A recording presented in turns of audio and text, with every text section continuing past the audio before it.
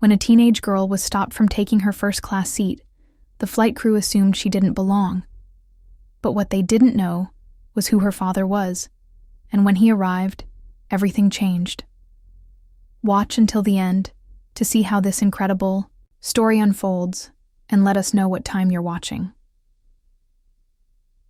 Today, the bustling atmosphere of the airport was filled with the sound of rolling luggage, announcements echoing overhead, and the scent of freshly brewed coffee from nearby kiosks.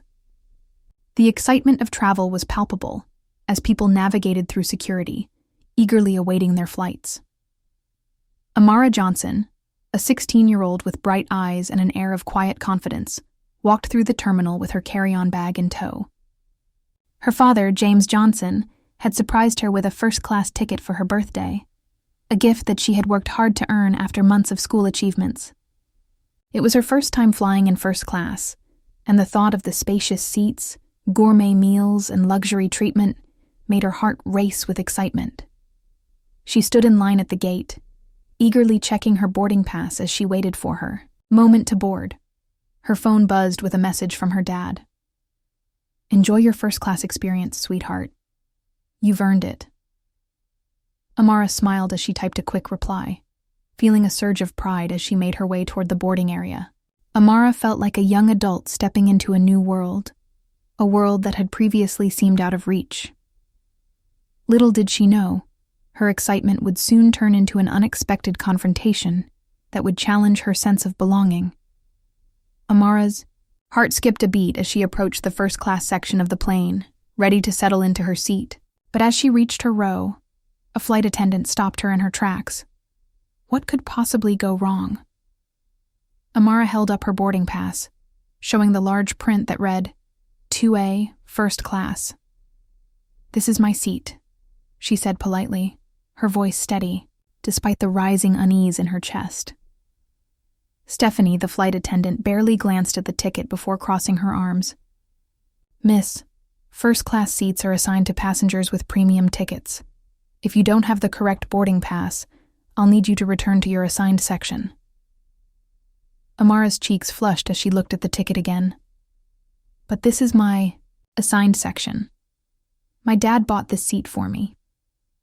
Stephanie's lips curled into a skeptical smile. "Your dad bought it?" she repeated, her tone dripping with doubt. "Right. Why don't we double-check with the gate agent?"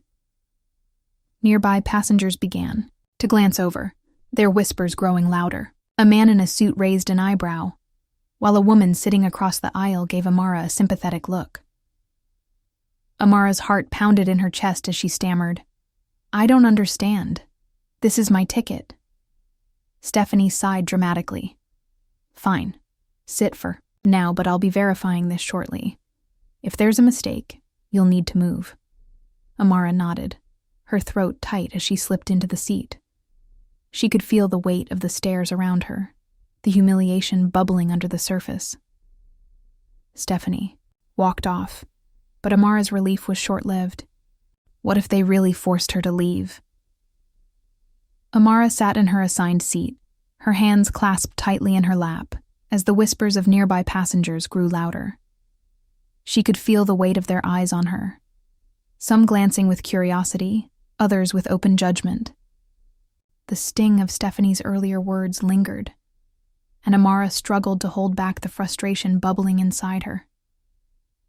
She replayed the scene in her mind. The dismissive tone, the skepticism, the assumption that she didn't belong. It wasn't just embarrassing. It was infuriating. All she wanted was to enjoy the first-class experience her father had gifted her, but instead, she was made to feel like an imposter in a space she had every right to be in. Amara reached for her phone, her thumb hovering over her dad's number. She thought about calling him, but a part of her hesitated. Her father had always told her to stand tall in the face of challenges, to handle situations with grace and confidence. "You belong wherever you choose to be," he would always say. Those words echoed in her mind now, giving her the strength to breathe deeply and stay calm. Looking around the cabin, Amara noticed the range of expressions from her fellow passengers. Some offered sympathetic glances, while others wore subtle smirks that only added to her discomfort. She wanted to explain herself, to shout that she had earned her seat just as much as anyone else here. Instead, she sat upright, lifted her chin slightly, and decided to wait.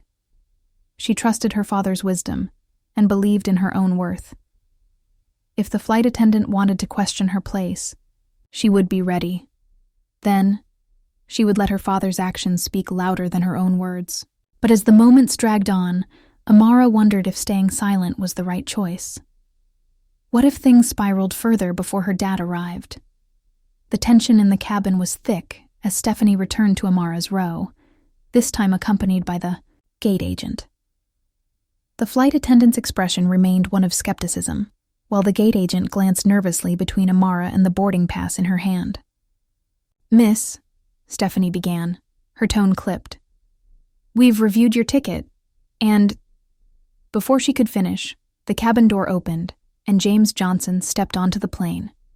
Dressed in a perfectly tailored suit and carrying an air of authority, his presence immediately caught the attention of everyone in the room. He scanned the cabin, his sharp eyes landing on Amara. The moment their gazes met, her shoulders relaxed slightly, and she offered him a faint, relieved smile. James walked purposefully down the aisle, his tall frame exuding confidence. Stephanie turned toward him, her irritation momentarily giving way to confusion. "Sir, we're just handling a seating issue here," she said, forcing a polite tone. James didn't slow his stride. "A seating issue?" he repeated, his voice calm but carrying a weight that silenced the murmurs around him. "With my daughter?" Stephanie blinked, her mouth opening and closing as she processed his words. "Your daughter?" she echoed weakly. James stopped beside Amara, placing a reassuring hand on her shoulder before turning to face Stephanie and the gate agent. "Yes, my daughter. And I'd like to know why she's being questioned about her seat, especially when her boarding pass clearly states she belongs here." The manager escorted Stephanie to the back, leaving the cabin in uneasy silence. Passengers exchanged glances, their expressions a mixture of shock and awkward embarrassment. Some murmured among themselves, while others avoided eye contact altogether, as if grappling with their own complicity in silently observing the earlier confrontation. James turned to Amara, his expression softening. He crouched slightly to meet her gaze at eye level. "Are you okay, sweetheart?" he asked, his voice filled with concern. Amara nodded, though her voice trembled slightly. "I'm fine, Dad. But why does this always happen? Why do people assume—" James placed a reassuring hand on her shoulder. "Because some people don't see beyond their own biases. But today, they learned that assumptions have consequences.